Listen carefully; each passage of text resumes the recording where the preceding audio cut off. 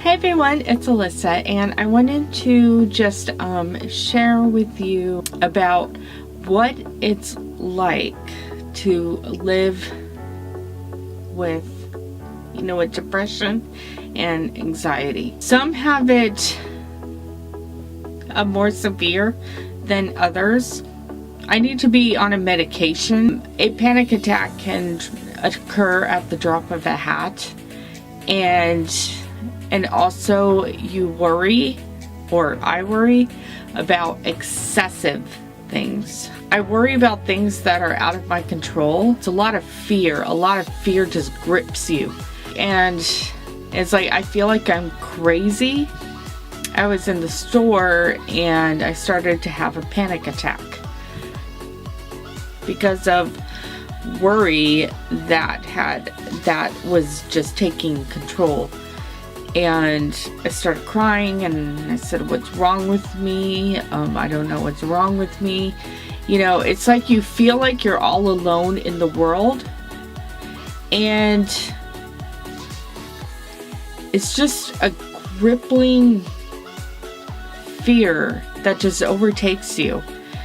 And it's not really anything that you can help. This is a thing where you have to take it day by day. And for me, it's like those thoughts come, oh, well, if you can't do this, then you're going to be screwed and all that. And then I start getting anxious. But it's all starting with the thoughts. And sometimes with depression and anxiety, you can't control the thoughts.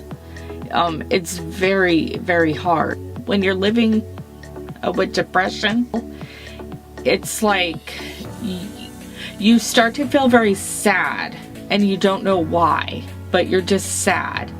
And you kind of just want to like curl up on your bed and just do nothing. It's like, for me, in my thoughts or in my mind, I start to worry about things I can't control, and then I start feeling very sad, and then I just start asking things like, oh, why am I here?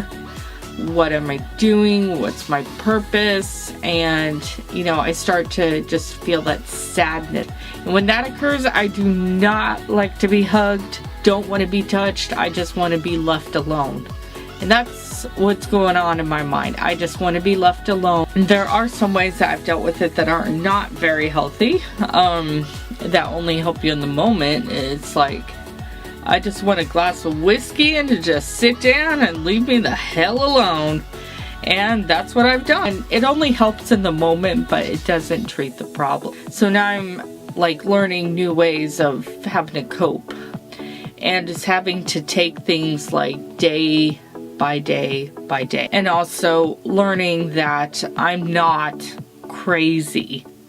Anyone who has anxiety and anyone who has depression, they're not crazy.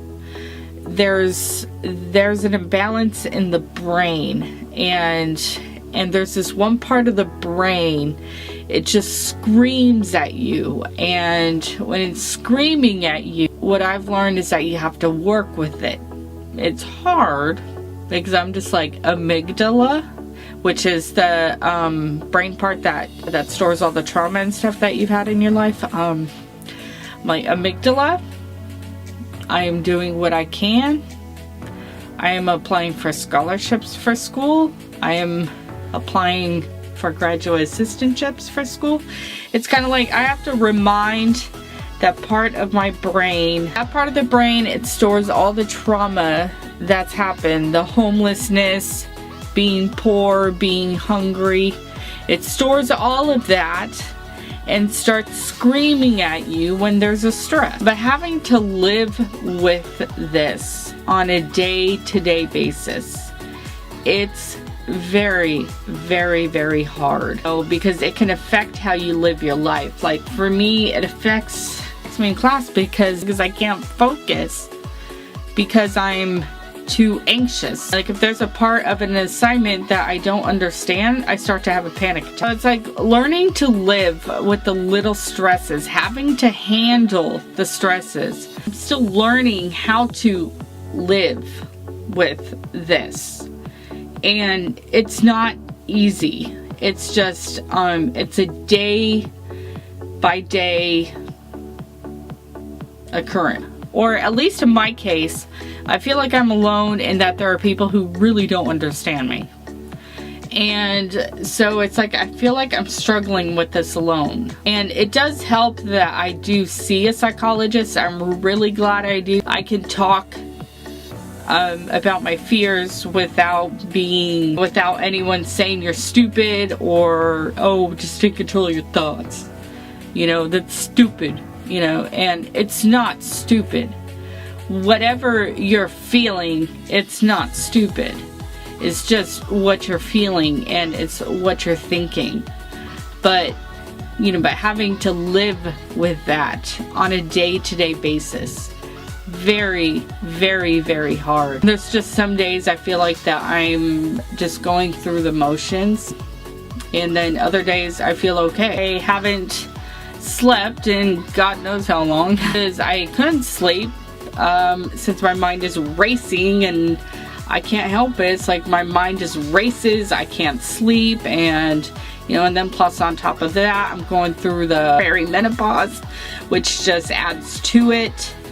And so it's like a whole heap of things just happening all at once. And with anxiety, with the depression, everything is heightened. So it's like things actually seem worse than they really are. My psychologist had said that people who stutter, they often do have anxiety, which is very true because I do have anxiety, especially when I have to talk or lead anything. But yeah, I do the YouTube, so, you know, go figure. But it's like I'm alone in my closet and I'm talking to a camera. I'm not addressing a room full of people. And plus I edit the stutter out.